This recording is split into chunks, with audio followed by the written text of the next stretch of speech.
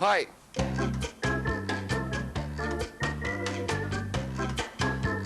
Show you around, come on up, I'm gonna have a look around. You should try one of these oranges, they're really delicious oranges.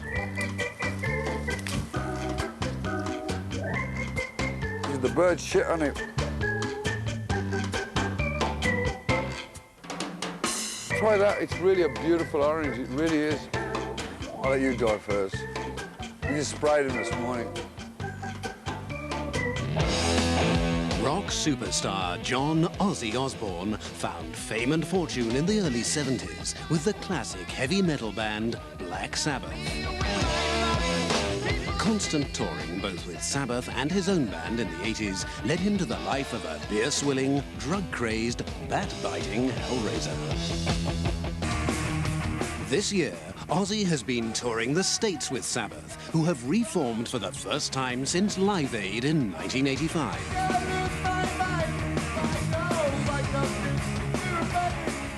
But we never called it heavy metal. Some other idiot called it heavy metal. And it's not all the stuff that I've ever written about, it's not all about Satan. It's not all about death. It's not all about... With a name like Black Sabbath, we look like a right bunch of idiots standing there with a flower in our hand, you know?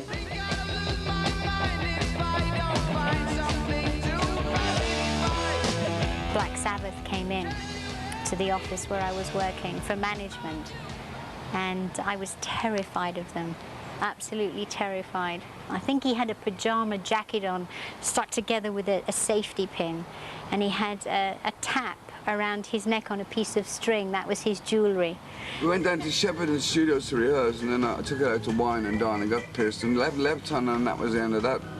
I mean, I was never very subtle with relationships. Darling, you've got wonderful eyes. It was straight in the sack.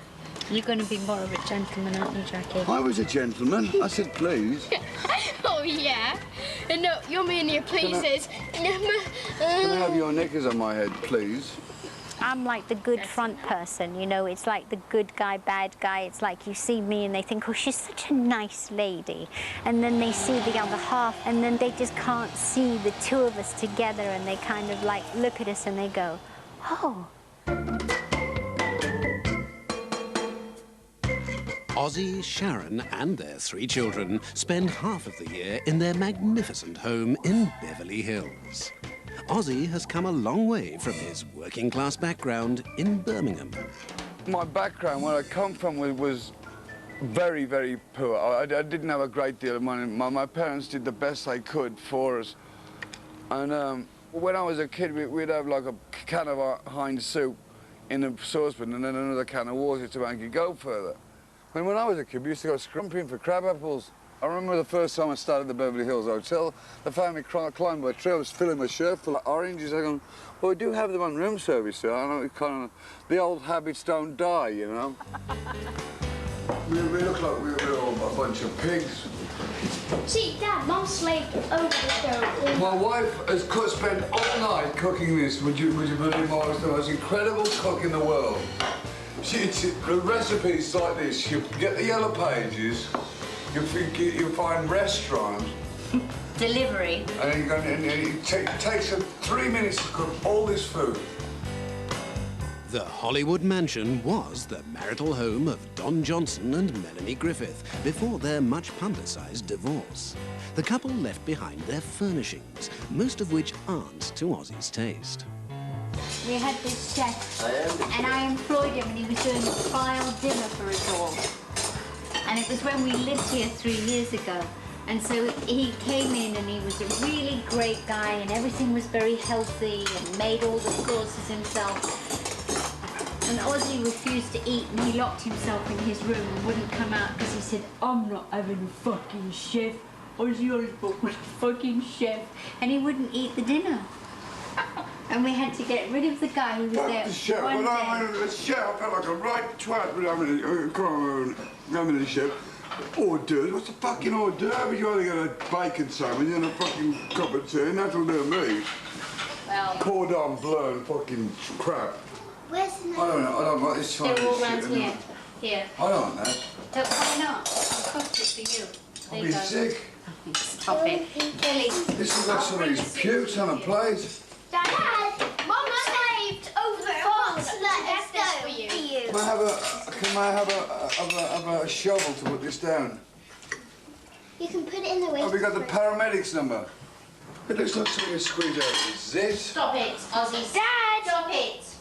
This is great. We're all going to go and get cramps swimming now and drown. Dad, that's not very, like, dinner table talk. You know what we're doing here, Dad? We're eating, so we shouldn't be talking such vulgar language. Typical meal. Nobody eats anything. Everybody ends up arguing, and that's it. What's everybody so unhappy for today? Amy, do you want something to drink? Always look on the bright Side of life. I think Life's a piece of shit when you look at it. When we curse and swear all over the place. Just become a habit to him over the years. Dad, don't, my friend's coming in, don't curse. Well, what the fuck am I going to talk about then? He goes, see, you're doing it already. But I just talk like that because that's why I talk. Ozzy's lifestyle today is totally different to his hell-raising crazy years of the 70s and 80s.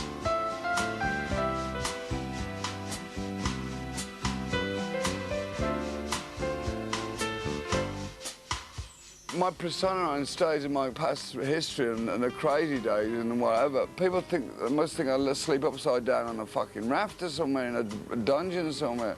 And so when they come and see that we live quite normally, do you love me? Yeah. Do you have another daddy if you could? No. That kind of does a double whammy to them because they go like, they're expecting like a knife to fly through the air or they chase some creature around the kitchen like Charles Manson, stabbing it to death in the house. You can't get rid of that reputation. I mean, it, you know, it precedes him.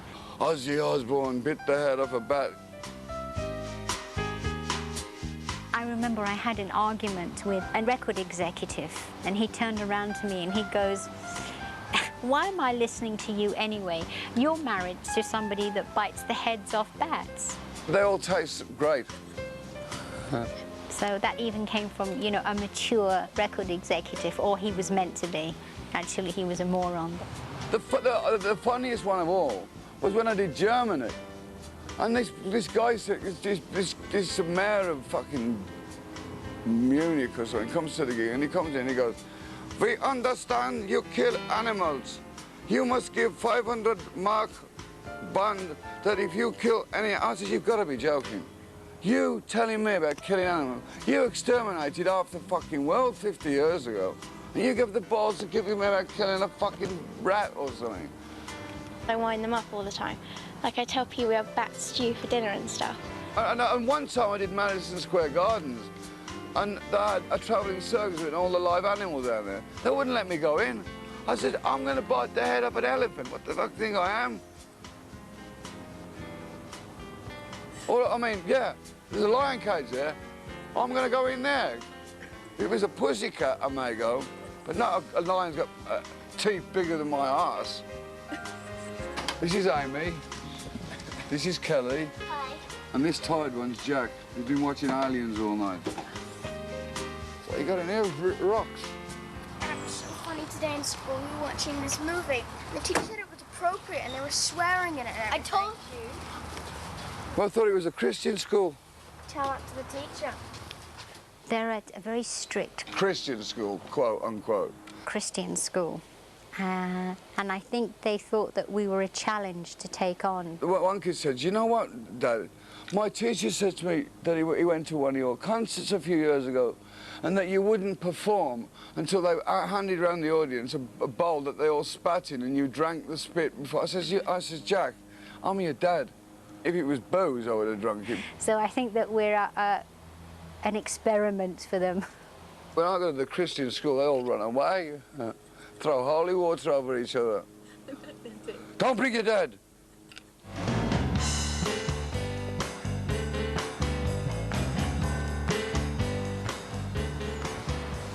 But the thing about this house, it's got a garden, you know, which is really, really nice about it, you know. At least the kids can run around. We have tea in this little summer house here. I used to have an afternoon pint. Everybody's been in a situation where you've been so drunk, the next day you wake up and you go, what did I do? Where was I? But it just happened more than occasionally with Ozzy. It was probably every other night. I was killing myself every day. I mean, I'd get up in the morning, drink all day. I never went out for a drink. I went out to get blasted every day.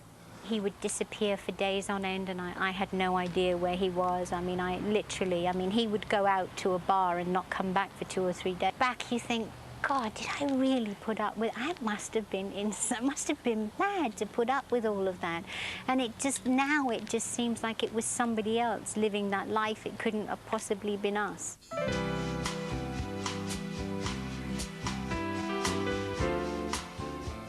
Sharon used to be something of a wild child herself. I was the most obnoxious.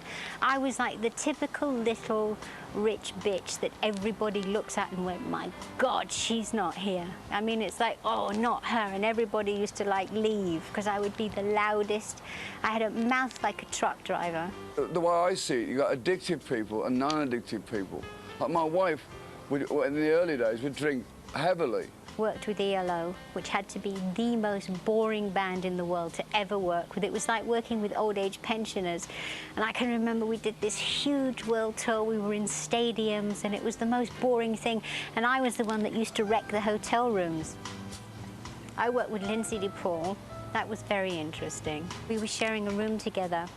And I came up into the room and I was drunk and she told me off. So I opened her suitcase and peed in it.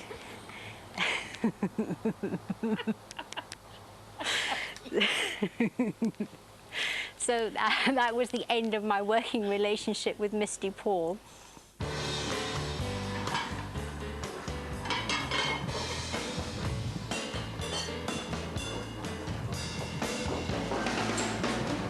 I'm going to take a crap in a minute. You want to come in with me?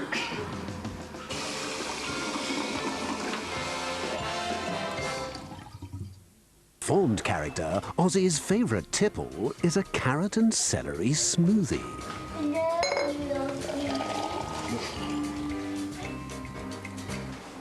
Oh my God, drinking that front of me. For Ozzy, it wasn't just the drugs and the booze that were the problem. When I first came to America, I couldn't believe it. In England, when you meet a girl, you've got to do the chat and then eventually you get her in the sack. About 3 weeks later, over here, forget it, it was straight in, you know. No messing, they'd come and tell you, and I'll fuck you. And it was like, whoa. And so it was like the sex Olympics for the first 10 years. And, but you know, you do all that, and it's part of the job. Then when the AIDS thing came out, I got very scared.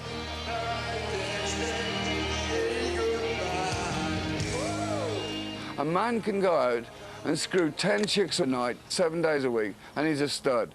But if a woman does that, she's a slag. What's the difference? I mean, there's just as many male groupies as there are female groupies, and they're just as bad. I was in the hotel room, and then they got minibars. I thought, well, I'll just have a quick one at the minibar. Next minute I know, I wake up in a club, and I got this great big giant bottle of cold sake, a gallon of it. I don't know how I got to this bar, and there was this fucking Japanese chick sitting next to me. I didn't even know who she was. And I'm in bed, and he comes in, and he's got some Japanese girl who's very good looking with him.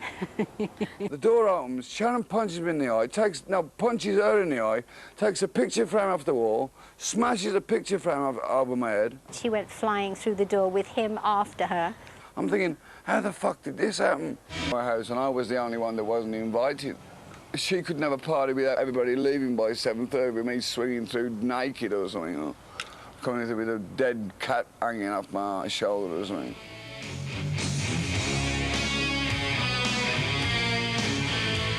He'd been on a roll for 2 months, and he was making all kind of concoctions and mixing this with that and drinking. And you could just feel something was going to explode. And his eyes, if you ever look at anybody that's really stoned, their eyes are kind of vacant. The lights are on, but no one's in. And he was talking to me, and he said, we've made up our mind that you have to die. All I remember was taking a drink the next morning. It was bits and pieces of it are there, but I thought I was dreaming, you know. Him and his friend, whoever his imaginary friend was, jumped on me. But the next minute, I woke up in a jail cell in Amersham police station, and I was charged with attempting to murder my wife. And prison is not a very pleasant place to stay, you know, full of criminals. He got taken away because I pressed the panic button for the alarm.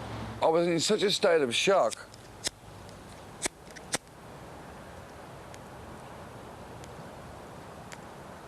Let me write a new one. At the severity of it all, I really didn't have a chance to think about anything, you know. Like, I just assumed that there it was the end, and I'd got in touch with a lawyer and whatever. And then she had me back, she took me back, but I still didn't stop drinking.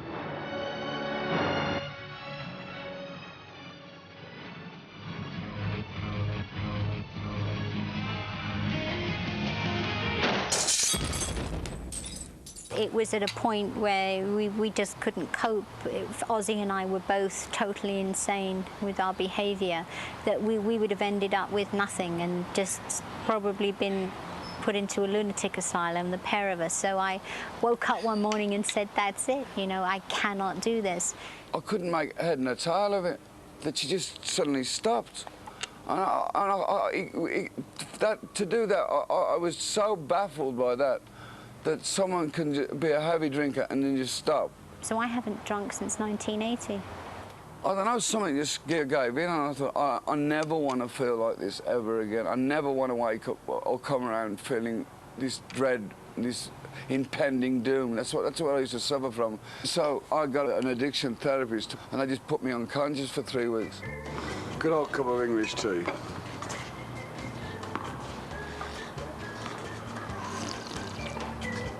Wicked. I mean, I'm not on the Alcoholics Anonymous program. The reason being is, I looked at it like this, that if I had my left leg amputated at the knee, I'd have to accept the fact that I got one leg. So why do I want to sit in a room full of one-legged men talking about how I lost my leg for the rest of my life? In the 70s, it was like, hey, man, what's Star saying to you? But now it's like, hey, man, are you on the program? Well, how much time you got? It's like, fuck off, leave me alone, you know.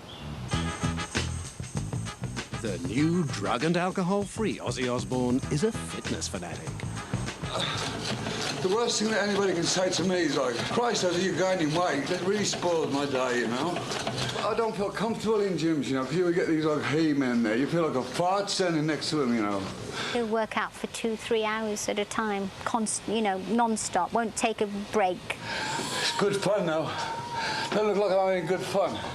He drives himself crazy because if he doesn't do it each day, then he gets really annoyed with himself.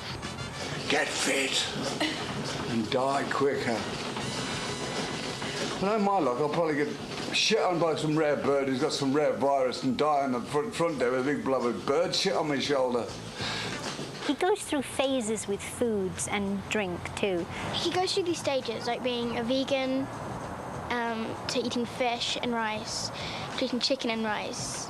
And it's lemon cake and coconut now. You've got to try something. It's the best cake you've ever had. It's wonderful. It'll be like everything. He'll drink 20, 30 Diet Pepsis. Then I can't touch a Diet Pepsi. I drink Perrier. I'm kind of, excuse me, I'll just drink my tea. Before it was coffee, he was mad on coffee, and everything had to be just black coffee. Now it's English tea. I must have my English tea.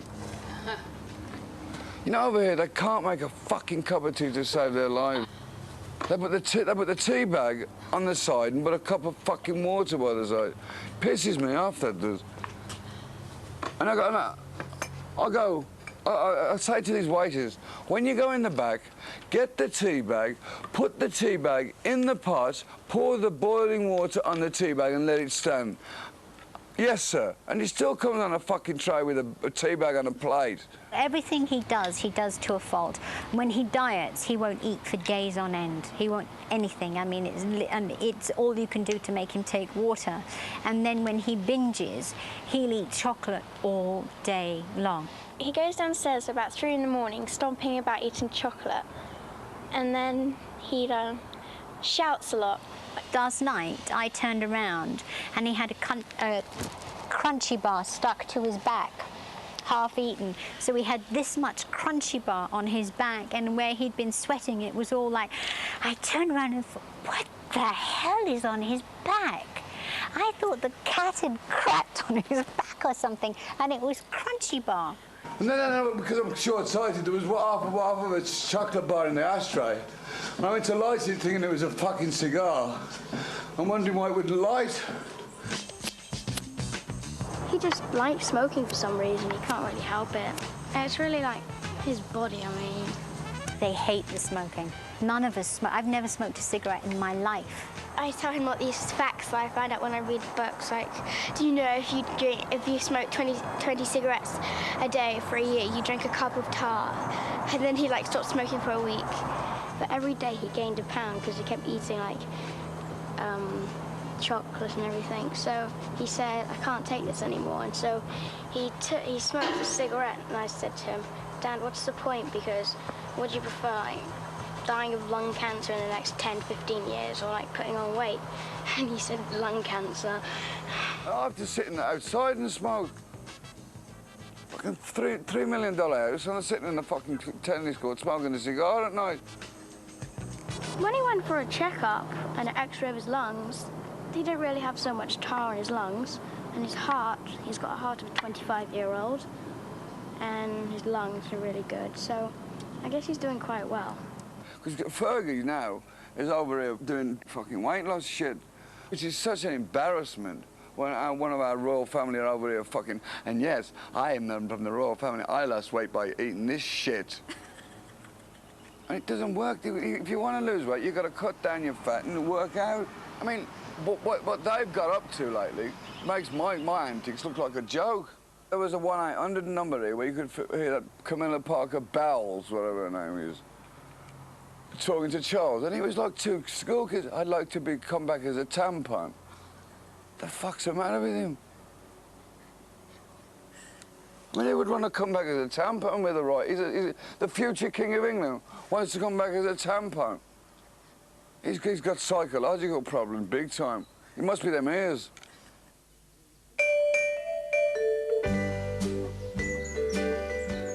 The Osbournes also have an English manor house that is much more to Ozzy's taste.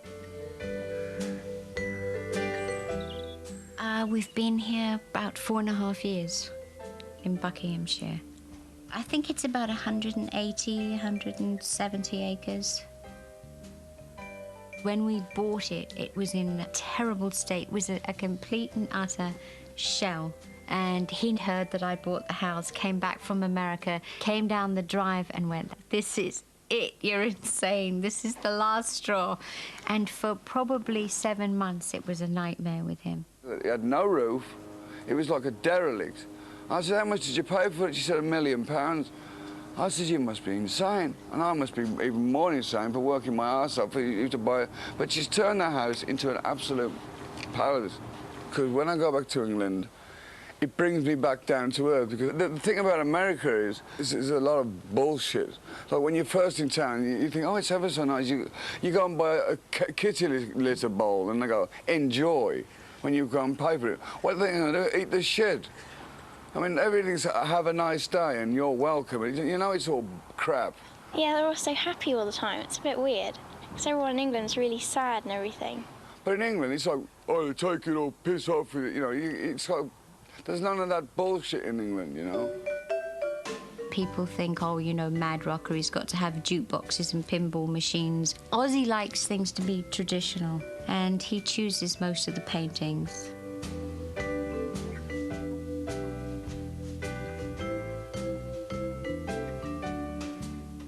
I bought it for Ozzy for a Christmas gift, and I thought it was really funny, highly amusing, would work perfectly in this room. And he went nuts. He thought it was the ugliest thing he'd ever seen. He took it. I had it hanging up. He took it down, and I found it in the garage, and I put it back. And then it went missing for a week, and I thought he'd returned it to the store, and then I found it in the boot of the car.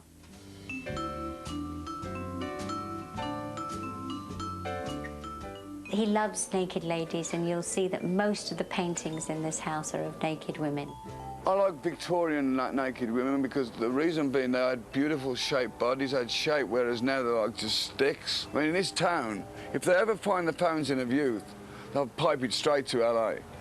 I mean, one day Sharon and I parked our car then we were down in Beverly Hills, and there was a line of women in front of us, and they all turned around, they all had the same nose. Every one of these they were all about 950 years of age. I mean, it's scary. I mean, they have that many facelifts, they fart through the back of the neck. And another thing out here, they all go for colonics. Now, I don't think there's anything. I'll meet you tomorrow for a colonic at 10 o'clock. Oh, yeah, we'll have a lovely time. A pipe up your arse. We have the urinals because I keep screaming at Ozzy because he pees on the seat all the time. And having 3 women in the house, we're always screaming at him, so we had the urinals put in for him. He usually ends up sleeping in the kitchen with the dogs, and he lives in it kind of like all day. That's his room, the couch on the kitchen. Come on. The family has 5 dogs, but there's no doubting who Ozzy's favourite is. Baldric the Bulldog. That's Ozzy's dearest thing in the world. He loves him more than us.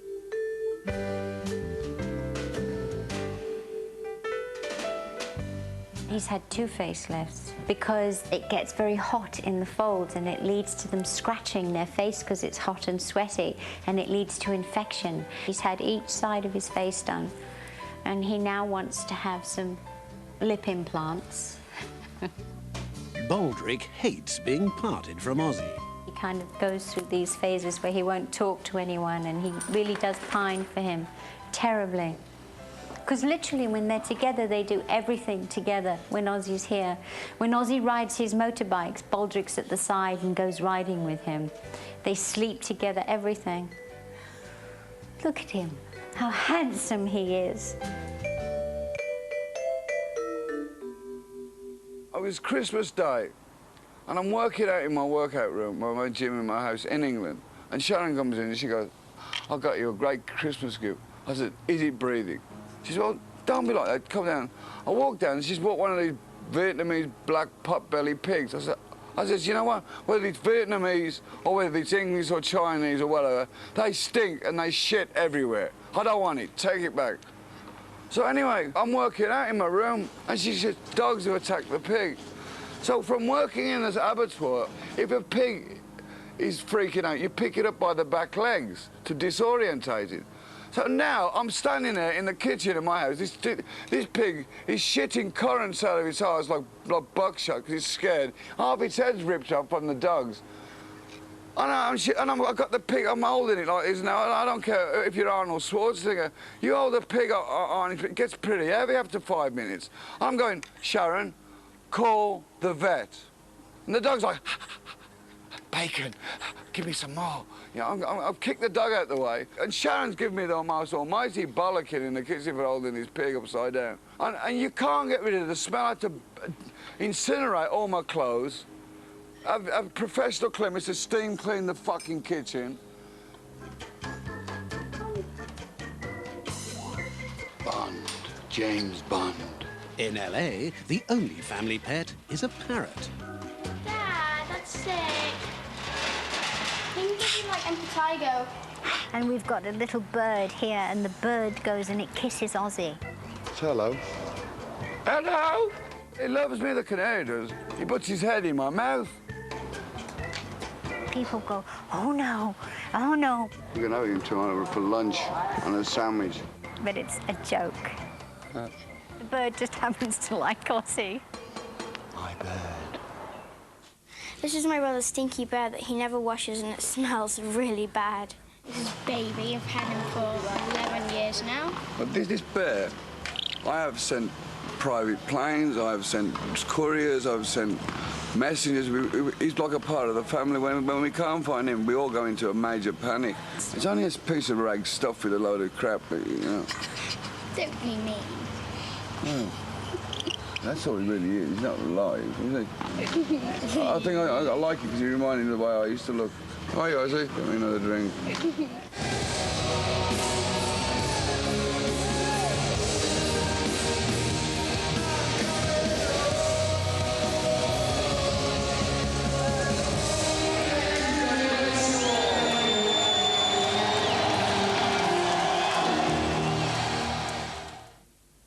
Ozfest, a touring heavy metal spectacular featuring a host of new and established bands, including this year the reformed Black Sabbath. Okay.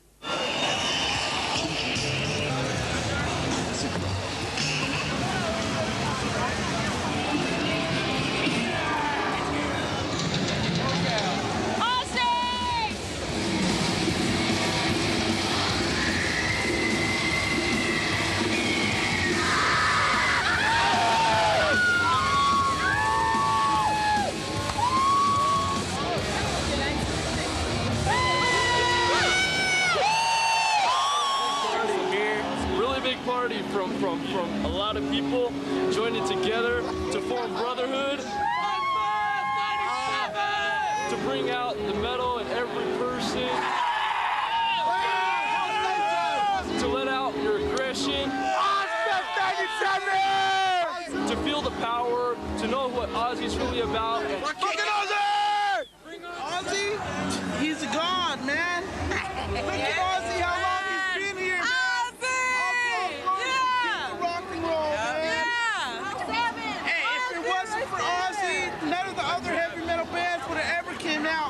Yeah, he's lasted the longest, that's for sure. Yep. And he's still jamming! We've got a really wide variety of fans. We have from like 14, 15-year-olds to 45-year-olds. But if you look and you go out later on, you'll see that there's these huge areas where you'll see guys they have these slamming pits. And it looks like some kind of ancient ritual where they go around in circles and they slam each other. Don't ask me why, but they do it and it's very popular. They really hurt each other, but it's part of it.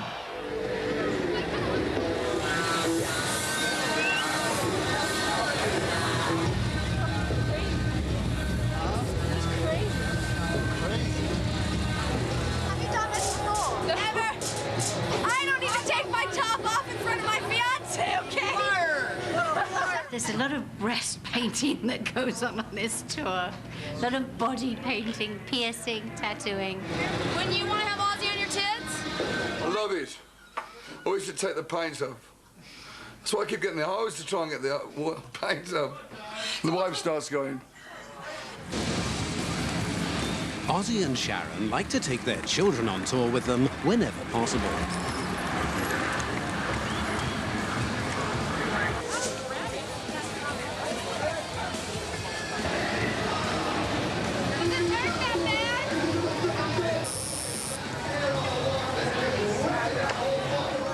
This is where they have like tattoos and they go shopping. Thing to do before the show.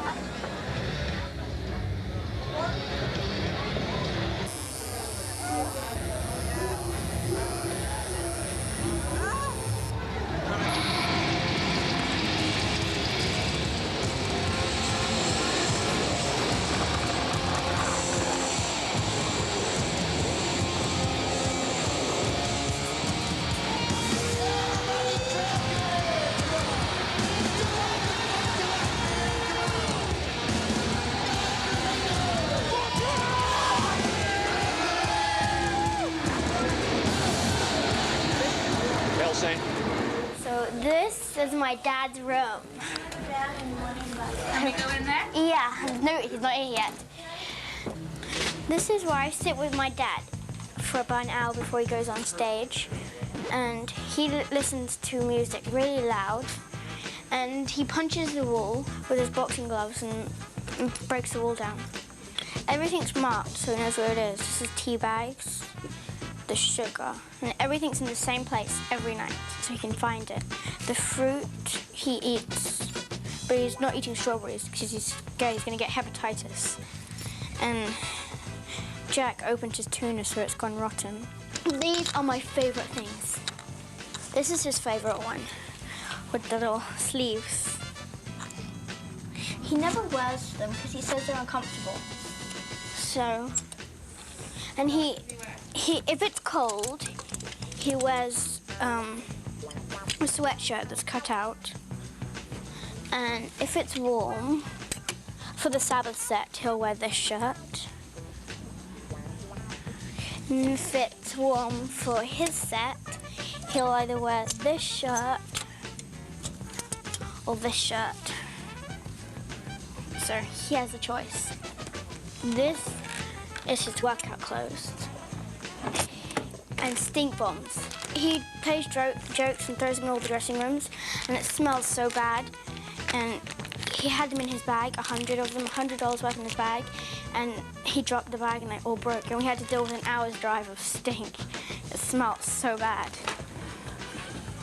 This is Dad's underwear and socks and his shoes.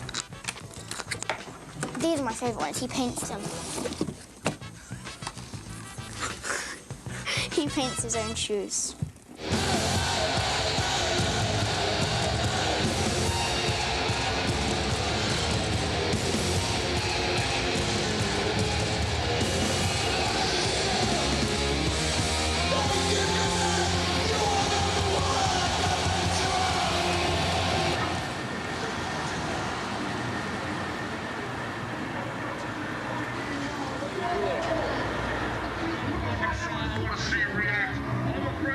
Ozzy tends to arrive a couple of hours before he goes on stage in order to psych himself up. When he arrives, the whole hallway will be cleared out because he doesn't like to see people. It sounds weird when there's 14 bands on and entourages. But the hallway has to be cleared because he doesn't... If he came in now and saw what was going on back there with the sea of people, he would freak. He'd, like, turn around and just run. So it has to be quiet and empty, and he goes into his room, and he won't leave that room till he goes on stage.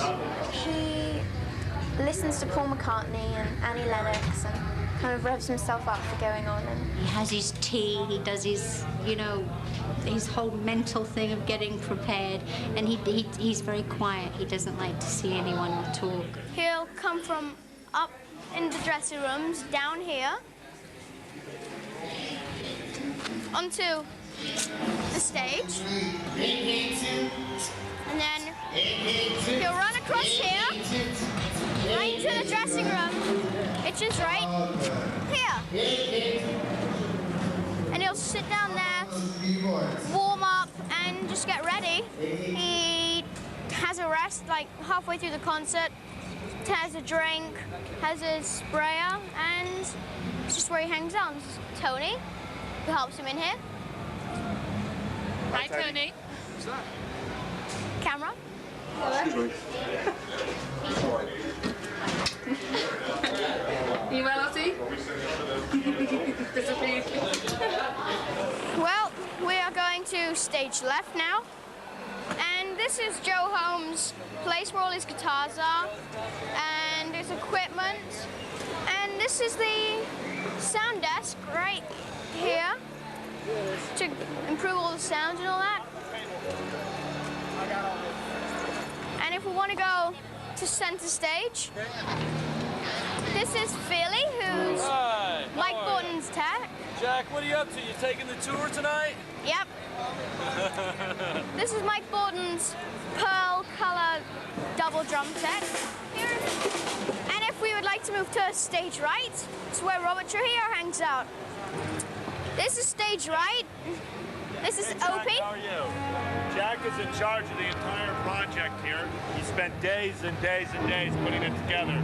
Months, actually. We started when? In about last December, right? Yes. And we kept in contact, faxes and all that stuff, and we put it together. We're a team, aren't we? You said it. Yeah, Jack's the man.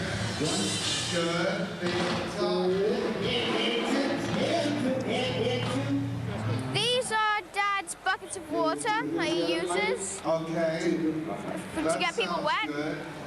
This is the bin that has the water in. And it's the guy that does it all. I'm Mr. Water Bucket Man. And that's basically it. usually in the line of fire for a quick bollocking before he goes on stage, you know. It's like, if he's got any aggression and I happen to be going by, I get it, so I stay away. Straight on. Right at his back.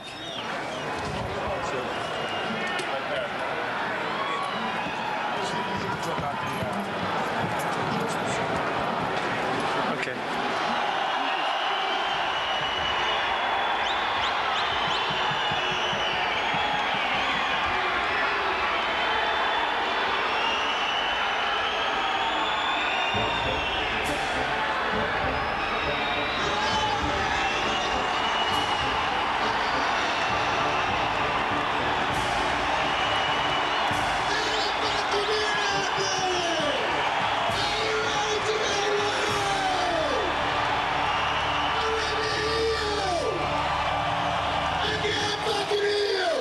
My wife and I have come up with incredible ideas, but the wrong time.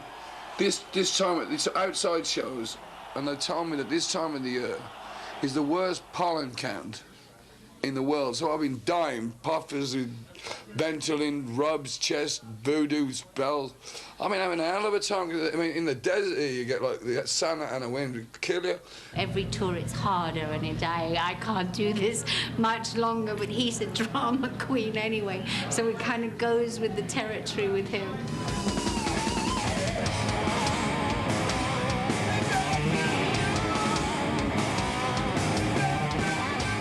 He goes on at 8:30 and he does his Ozzy Osbourne show with his own band, and he does an hour with them, a 15-minute break, and then he goes back on with Black Sabbath.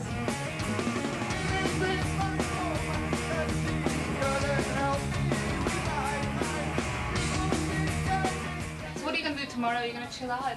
We're going back to the house in Beverly Hills. The phones will start at 7. So they'll end up at fucking 4 in the morning, so I'll end up having a row with Sharon about 3. She'll get in the car and slam the car door and drive off with a car phone. Now these fucking cell phones are driving me nuts. I mean, it's like living in a fucking amusement arcade. There's beepers and bleepers going on all under the bed, in the fucking bird cage, everywhere. The bird answers one now.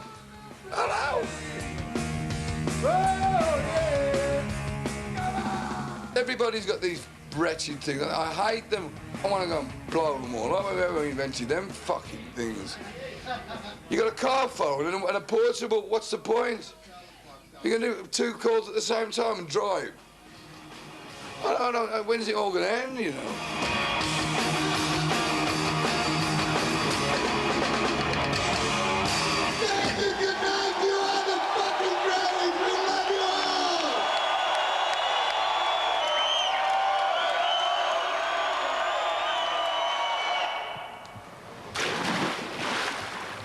So many more better singers than me, and there's so many more better artists than me. I am so grateful for having such a family, such an existence, such a following. But I've always said to Sharon, when and if it starts to dwindle, then I'll hang my microphone up, you know, but it keeps getting better and better, you know.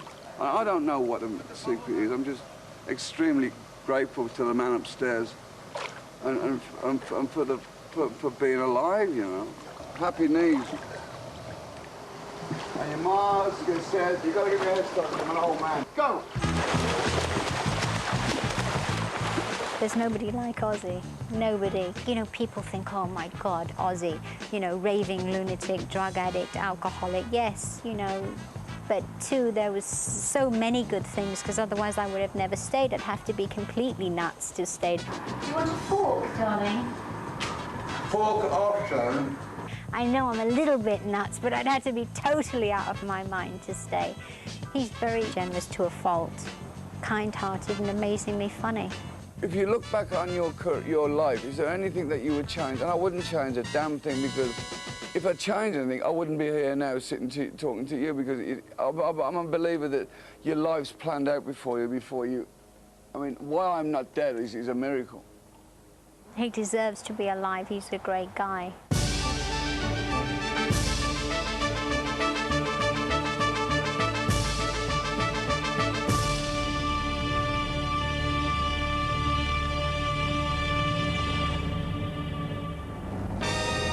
luckiest people in the world. I love you. Love you too. Love you. Lunatic. No, I'm trying. Give us some tongue. Shut up. It's disgusting. Can we have sex tonight, Mum? No chance, I'm tired. I've got a headache. I've got a really bad headache. Come on, Mum, we don't do it anymore. No chance, I'm tired. I'm going to have to get a mistress, Aubrey. As long as it's a man, I don't mind. Well, I do. I'm not one of them. Mind you, though. Goodbye from the Addams family.